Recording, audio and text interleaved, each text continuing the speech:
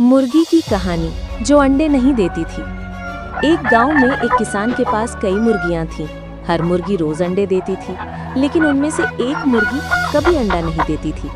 किसान परेशान था और सोचता, ये मुर्गी मेरे किसी काम की नहीं है। लेकिन वो मुर्गी निराश नहीं हुई।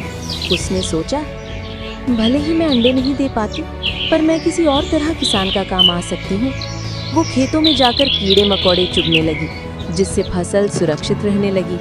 धीरे धीरे किसान ने देखा कि जिस खेत में वो मुर्गी जाती है, वहाँ फसल ज्यादा अच्छी होती है।